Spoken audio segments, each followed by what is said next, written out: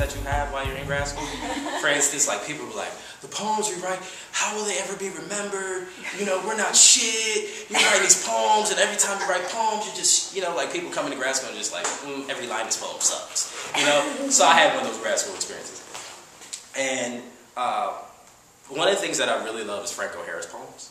And I love the sheer life.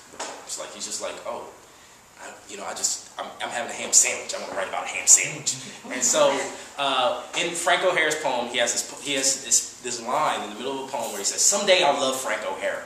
And I had been reading a lot, and when I came to that line, I was like, yes, that's it, someday. And so I decided I wanted that to be like either the line of a poem or the beginning of a poem. So I wrote this poem, "Someday I'll love Roger Reeves." Someday I'll love Roger Reeves.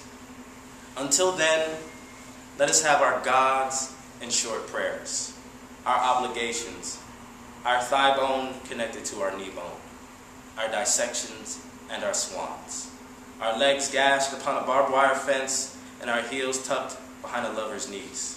Let us have a stalk of sugar cane to suck and another to tear our backs with what it knows of disaster and a tadpole's follow.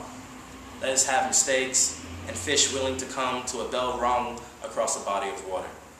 Let us have our drawbridges and our moats, our heavens no higher than a pile of dried leaves.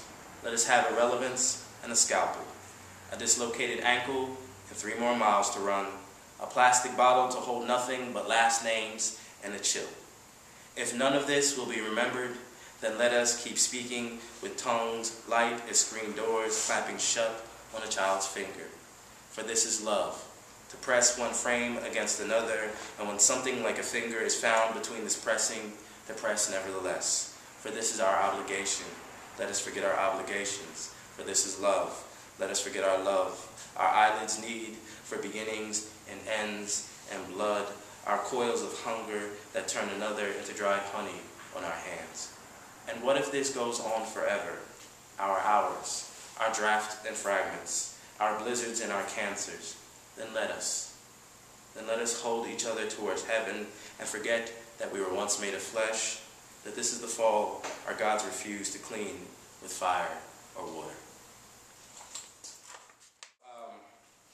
This is called In a Brief Animated World, the marriage of Anne of Denmark and James of Scotland, 1589. Nature always begins with resistance. The small congregation of ants refusing to allow the femur bone of a fox to rest meatless, the heavy head of flies in January straying from the graves, which are the corners of this house, the 4 Negroes at Queen Anne's wedding, dancing in the snow, naked before her carriage, the creak of carriage wheels counting out steps, 1, 2, 3, turn, jump, turn, their arms wide as goose wings, bow, then a breaking at the waist, mucus spills from their mouths onto and before a guest from Oslo can point to the blood-tinged saliva, the wagon wheels gather every stitch of spit, grind, then smear. The body, if allowed, will dance, even as it is ruined. A mule collapsing in a furrow, it's just hewn.